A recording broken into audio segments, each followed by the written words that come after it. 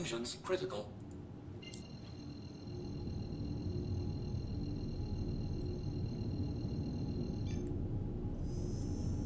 Quantum drive is now on.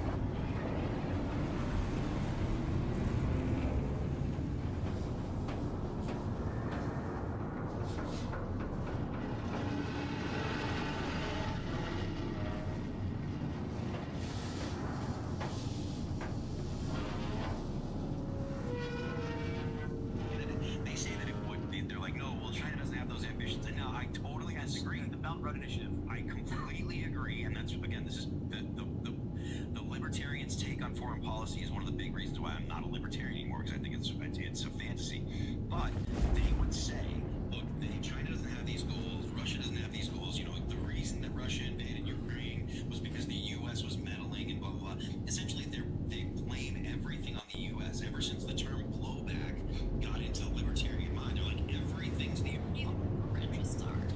The same people who are behind, like, intelligence. The ultimate goal of making people crazy is censorship. Is that the idea? I would argue that Donald Trump was not supposed to win. They thought Hillary Clinton was going to win. The WikiLeaks emails in 2016 said, from Democrats show that they thought Trump was a Pied Piper candidate, and they would use him to lead Republicans in a bad direction. They could not win, and then Trump won. And they're like, crap, what do we do? I think they're now realizing that you have this massive populist base. They're all subscribed to it, supporting Turning Point. Turning Point helped Trump win again. So the play is, how do we get these people to stop paying attention to foreign policy and politics? Candace Owens is one of the most prominent actors in helping Democrats win the midterms. Yeah, the quote from Candace, "We don't care about your midterms." I mean, do you think? I mean, now I'm criticizing conspiracy theories and then potentially getting into them. It's interesting. Hassan Piker was criticized because he posted a screenshot of his followers and it revealed that he only had like 20,000 verified followers or something On X. shocking on X. I mean, do you think then that there are folks who are sort of Alright everybody, so I just wanted to do a simple video real quick. And we did this for the Carrack in the past, so over the years we've used a lot of the ships. Mostly solo. There are setups that you can use for like when you have a lot of crew, but it doesn't seem to be super practical when you have these ships set up for, you know, having 8, 10, 12 people on it, and then you're like on by yourself for a few hours before everyone gets online, etc. And there's stuff to earn and do in game. So today we're going to do the Polaris. Kind of run you through this. Nothing super crazy. Not really going to care about the guns. You can use whatever guns you want on it. You can use whatever PDCs and stuff you want. I have my own personal ideas of what the best PDC loadouts and stuff are for these vehicles. As you can see, I have a very unique combination of ship weapons and gear. But the setups are generally about equipment that you have on the vehicles. And it's not even going to be like your gun loadouts or anything in your armories. You can wear whatever you want in your armories. You can put whatever clothing you want on your ship. But when it comes to vehicles, the Carrack, for instance, for many years, we went on with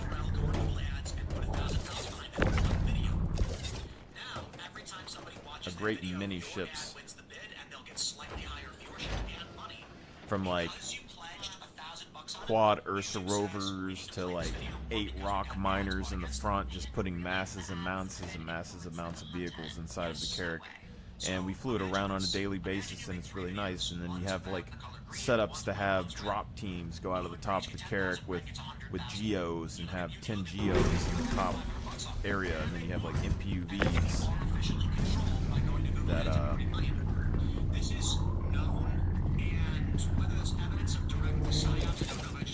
can pop out. I mean, if you're building an air and you want to, You don't even need $1 million. Yeah, it'd be real cheap. it is crazy how much things can be influenced in the attention economy. People can spend a couple $1,000 and like, are you looking at the way that politicians are bought off with a couple $1 million? I mean, it's very strategic how little money you can use to carry. I've been putting a 1SU container in here, but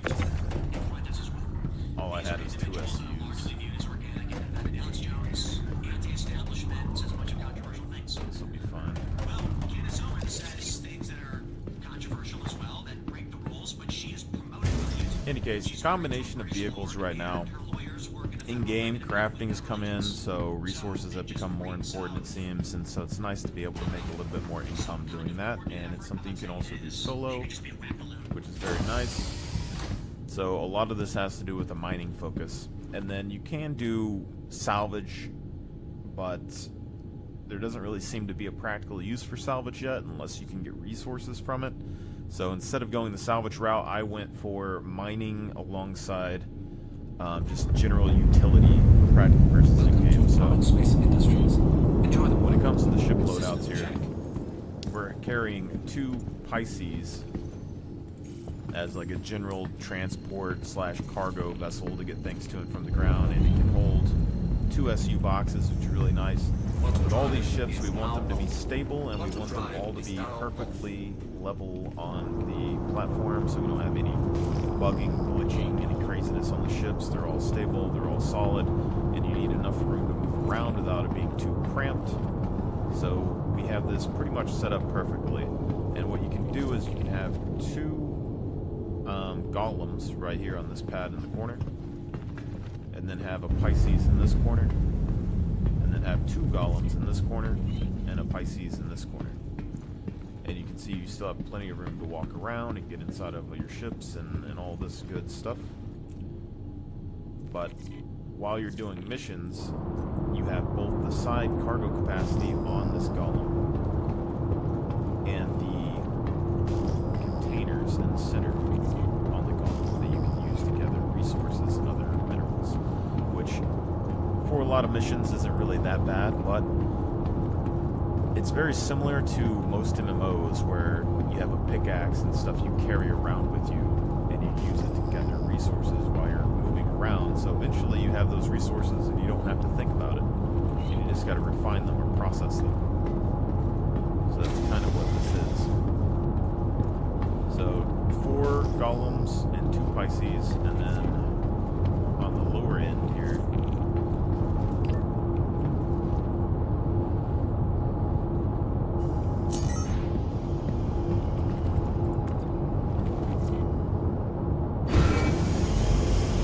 did have a ton of Furies and stuff down here in the bottom, but realistically, you don't really need Furies in the Polaris. It's not really practical. I mean, it's useful, not practical. So we still have all of this space up here in case we need to, store something or do something up top, and move things around, and all this is good. Then you're going to have 2 Ursa rocks right here. You can have normal rocks, rock DSs. I am a big fan of the rock DS, and it has a lot of practical utility that I would have to make a whole video about, but if you have the people, or even if you're by yourself, the rock is a very solid vehicle, especially the DS. Then we have a room here for a number of cargo boxes. As you can see, these are 2 SU boxes. We can at least put 4 or so here, and then we can stack these up top, so you have a lot of room for cargo storage and supplies right here on both sides. And then we have 6 of the Drake cargo pods on either side, which gives us 6 swap outs for the Drake golems up top. And you can put more of these in here if you want, so technically we could put probably another 2 pods right here if we really want to, and then just kind of,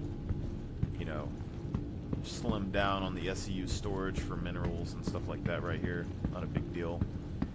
And then in the back we have the Drake Dragonflies, which are basically one of the best vehicles in the game. Very, very useful, very interesting, and a practical thing to carry around. And then you can put more cargo pods here, but generally I'm just going to keep this open for extra supplies, or if the off chance that we needed a Fury or something for some reason, you just fly in, park it right here, have a couple things there, or you could just put, multiple more Dragonflies here, get 2 additional Dragonflies, park them right here sideways, get you up to 8. But this gives you quite a bit of combat ability, quite a bit of storage capacity for a loot or whatever, and a lot of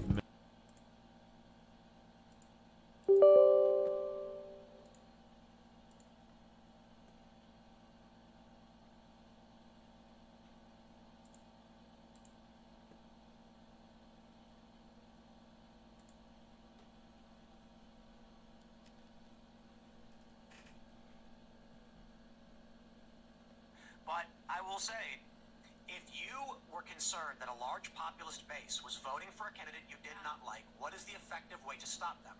You get them to focus on issues that don't matter in elections. I mean, but this is happening anyways because of the Big Ten, right? It's like, what did I say the other week? It's like, in one day, 3 separate parts of the 2024 coalition all said they were going to lose the midterms. One was glyphosate, and the other one was Iran. And they're like, everybody's got their one issue, and everybody's a one-issue voter now. I will make the argument that evil is much, much more pronounced than... Radicalized against private equity. Have you seen the stories about, like, the hockey kids whose parents aren't allowed to film at arenas because private equity owns the rinks? Like, But this is the funny thing. What does private equity mean?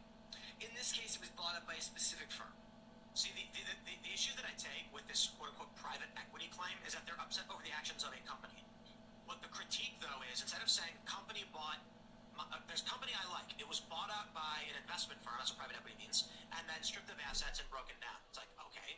But then they say all private equity is bad. It's like, you're just criticizing capitalism. Well, that's just an inability to be nuanced in the subject. I wrestle with this because I obviously am a huge believer in capitalism, but in any system you have flaws, and I think private equity and to an extent hedge funds are those flaws. I think capitalism. But I gotta stop you there. You have to define private equity. So private